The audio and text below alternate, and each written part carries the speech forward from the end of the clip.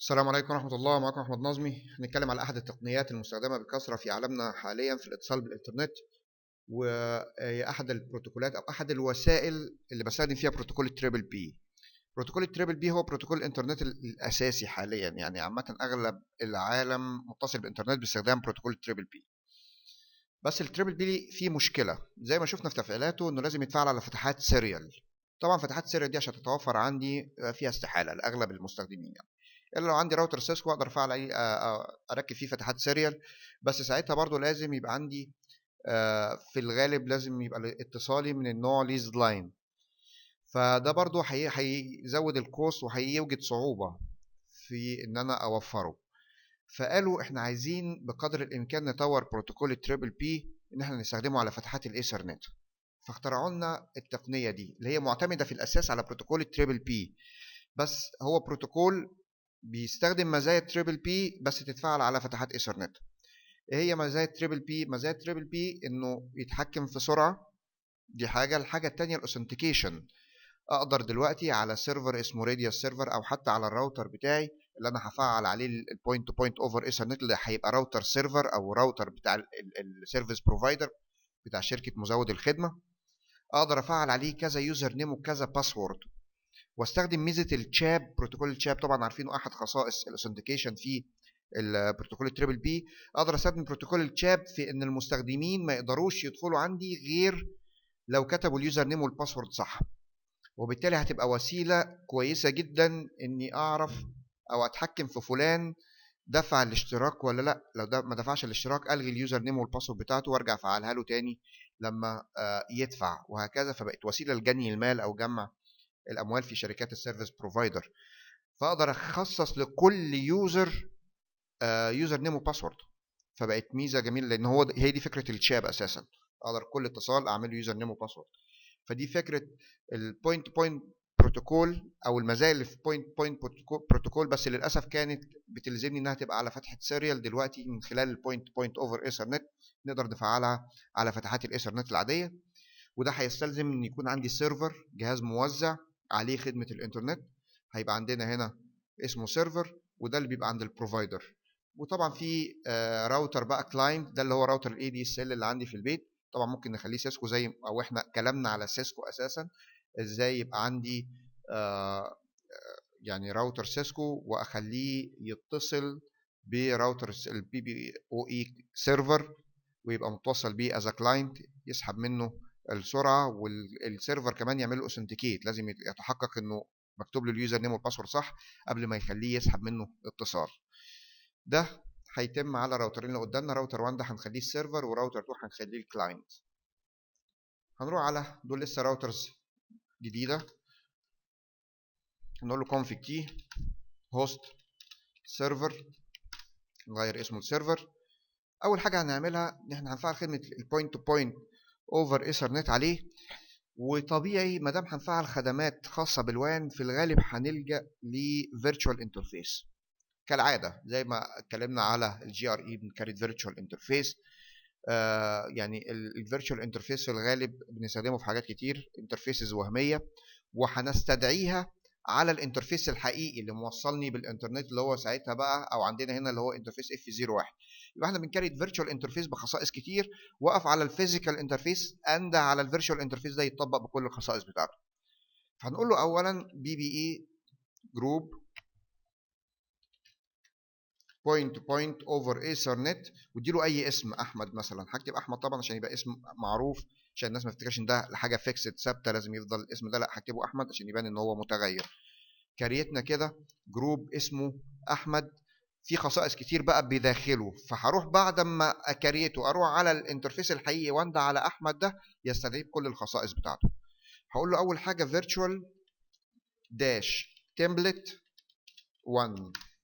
ده الفيرتشوال انترفيس دلوقتي انا كريته، هقف عليه انترفيس virtual dash template 1. هقف عليه از layer 3 بقى.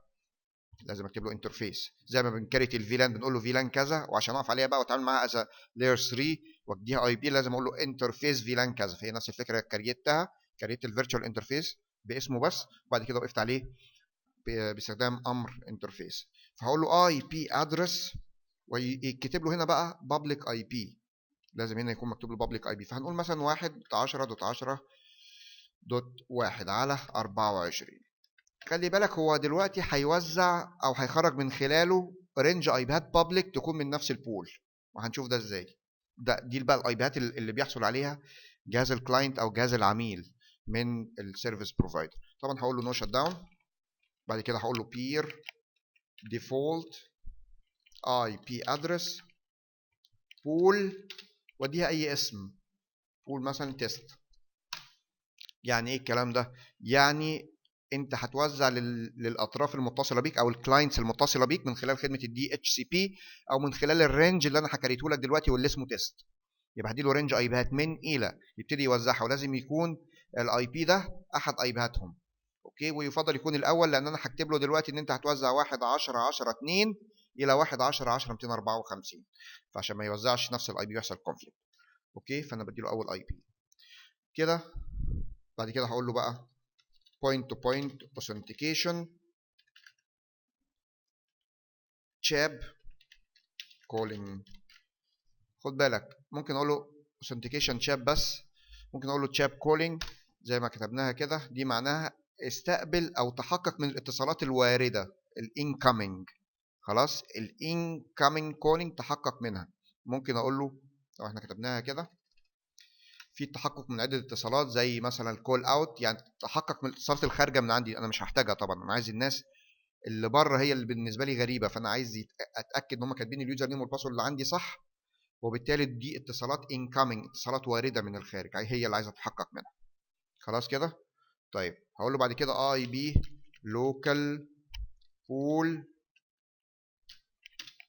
دي اسم نفس الاسم اللي احنا كريتناه فوق تيست، وهتبقى 1.10.10.2 الى 1.10.10.254. دي اي بيات بابليك، خلي بالك زي ما قلنا، وده احد رنجاتها الاي بي اللي واخداه الفيرتشوال انترفيس ده. تمام كده. طيب بعد كده هكريت بقى يوزر نيم وباسورد عام على الراوتر ككل. هقول له يوزر نيم، دول اللي المفروض الطرف الثاني يكتبهم. يبقى لازم الطرف الثاني اللي هو الكلاينت لما يكريت حساب البوينت تو بوينت اوفر ايثرنت يقول للراوتر بتاعه انت اليوزر نيم بتاعك كلاينت، والباسورد اللي انا هكتبها له هنا اللي هي مثلا سيسكو. يبقى لازم اولا الكلاينت اغير الهوست نيم بتاعه لكلاينت، لان عارفين دي شروط البوينت تو بوينت اوفر ايثرنت، اسف البوينت تو بوينت بروتوكول. لازم الطرف الثاني يكتب اليوزر نيم، لازم يعدل الهوست نيم بتاعه. دي حاجه. الحاجه الثانيه هكريت له برضو على الراوتر الكلاينت نفس الامر ده، هقول له يوزر نيم كلاينت وباسورد سيسكو.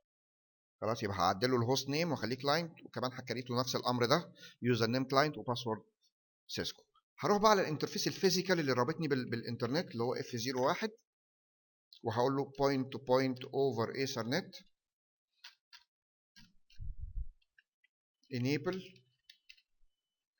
جروب، واديله اسم الجروب اللي احنا كريتناها كده. انا بقول له فعل البوينت تو بوينت اوفر ايثرنت، وكمان استدعي الجروب اللي اسمها احمد بكل الخصائص اللي فوق دي، الفيرتشوال انترفيس كل حاجه والبول وكله. طبعا ما انساش اقول له نو شت داون للفيزيكال انترفيس. كده اعدادات السيرفر خلصت. نروح للكلاينت.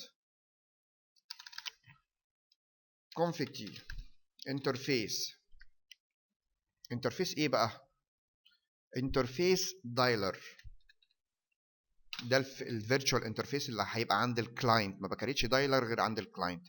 1 خلاص كده. اي بي ادرس، لازم اديله اي بي ادرس، بس مش انا اللي هكتبه له، المفروض يسحبه من البروفايدر من الرينج اللي انا لسه مكريته على السيرفر. فهقول له اي بي ادرس ايه بقى؟ نيجوشيتد، يعني زي ما اللي قدامك يقول لك. خلاص، افعل بقى بروتوكول التريبل بي. بص هنا لما نقف على انترفيس دايلر واقول له انكابسوليشن تريبل بي يقبل، لكن لو وقفت على فاست ايثرنت وقلت له انكابسوليشن تريبل بي ما يقبلش، يقول لك ده انا ما اتفعلش غير على فتحه سيريال. لكن الدايلر يقبل تفعل عليه انكابسوليشن تريبل بي. وهنروح دلوقتي طبعا على الفيزيكال انترفيس ونستدعي الدايلر يقوم رابطني بالفرع الثاني. يبقى انكابسوليشن تريبل بي تشاب والباسورد سيسكو. خلي بالك دي لازم نفس الباسورد اللي هنكريتها دلوقتي بامر يوزر نيم، وتبقى نفس الباسورد اللي هناك. يبقى انا هنا بقول له استخدم التشاب في التحقق من حساب المستخدم، او يستخدم الشاب في التحقق من الطرف الاخر بباسورد سيسكو اللي هي برضو مكتوبه في الطرف الاخر. اوكي. بعد كده هقول له دايلر بول واديها اي اسم، يعني بقول له اسحب ايبيهات من البول رقم واحد. بس البول رقم واحد دي هو مجرد اسم فقط علشان اعرفه ان في طرف تاني هيغذيك بايبيهات هتسحب احد الايبيهات دي. هقول له دايلر داش جروب برضو 1. دايلر جروب 1 دي معناها ان ممكن يسحب عده ايبيهات، مش لازم اي بي ادرس واحد. دي فكره الدايلر جروب. هقول له اي بي ام تي يو 1492. معناها ايه دي بقى؟ البروتوكول التريبل بي بيحط هيدر زياده حوالي 8 بيتس على الباكيتس، والباكيتس بتبقى اقصاها 1500 بيتس بايتس. وبالتالي لو 1500 حطيت عليهم 8 هيدر كمان اللي هو الشغل بتاع التريبل بي هتبقى 1508. الباكيتس دي هتعمل لها دروب، وبالتالي انا بقول له خلي حجم الباكيتس 1492 عشان لما يحط عليها 8 بايتس تبقى توصل ل 1500 اللي هو الحد الاقصى لحجم الباكيتايه الواحده. يبقى احنا زي ما شرحنا قبل كده ان التريبل بي بيعمل هيدر على الباكيتس، يعني اللي هو شغله علشان ينكابسوليت الباكيتس بيحط هيدر خاص بيه هو يبقى حجمه حوالي 8 بايتس.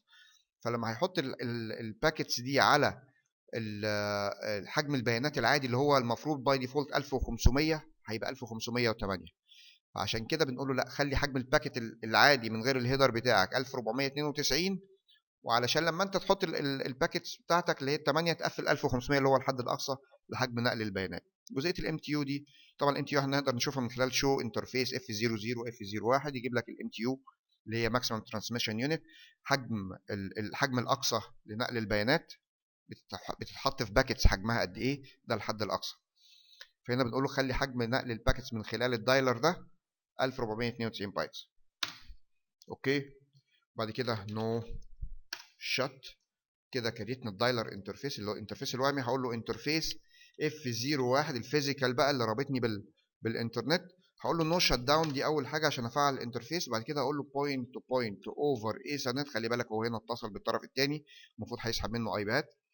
بوينت تو بوينت اوفر ايثرنت انيبل كده يقبل. طبعا لو قلت له بوينت تو بوينت بس مش هيقبل لانه ده فاست ايثرنت مش سيريال.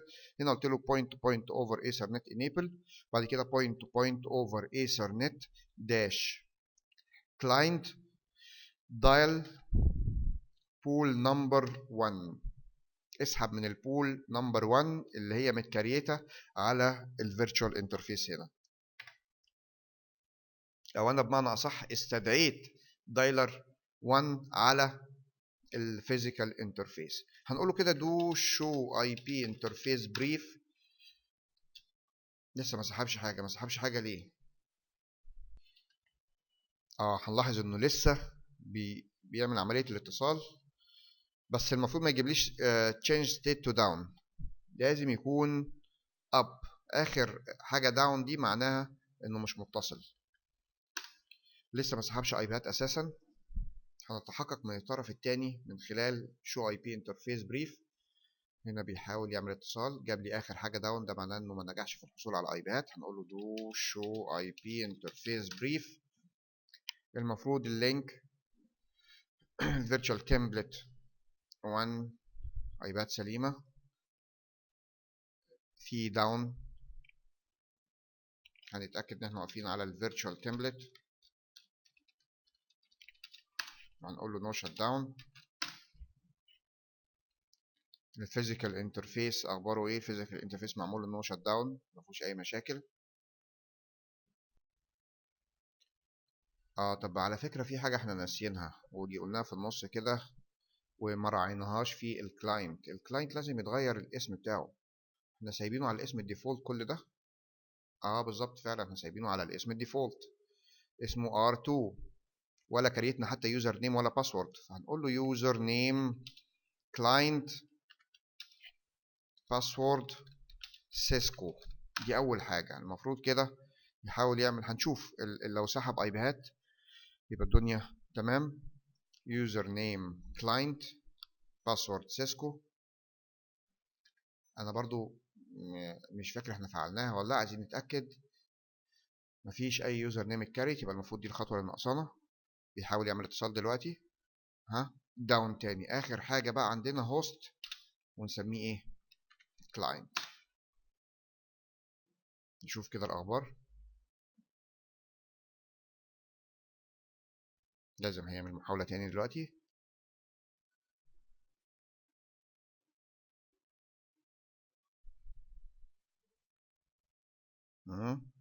ادي اول حاجه، جاب لي change state to up. ها، تمام كده. شكرا. هنقول له بقى do show IP interface brief. سحب ايبيهات بصوره ناجحه تماما. نقدر نتحقق من تفعيل البوينت تو بوينت اوفر ايثرنت ازاي؟ هنقول له show point to point over ethernet summary الاول. بيقول لي في one client session، اتصال قائم. بس خلي بالك حتى لو اللينك وقع هيقول لك ان في one client session حتى لو اللينك داون. طب ايه اللي يخلينا نتاكد فعلا اللينك شغاله؟ الامر الثاني show point to point over ethernet session. بص كده هتبقى الستيت بتاعتها up. تمام. وطبعا لازم اضيف الاي بيهات دي في الاي اي جي ار بي او ايا كان نوع الراوتنج بروتوكول، واضيف برضو في الراوتر الثاني نفس الانترفيس او السبنت في الراوتنج بروتوكول عشان الطرفين يشوفوا بعض. كده نبقى فعلنا البوينت تو بوينت اوفر ايثرنت. نقدر نضيف سطر يوزر نيم تاني على فكره. ممكن اقول له هنا يوزر نيم علي والباسورد 1 2 3 4، ودي يبقى راوتر تاني يعمل اتصال يعمل نفس اعدادات الدايلر، بس يبقى اليوزر نيم فيه علي، وطبعا يتغير اسمه او الكلاينت لعلي، وهكذا. دي فكره البوينت تو بوينت اوفر ايثرنت. شكرا.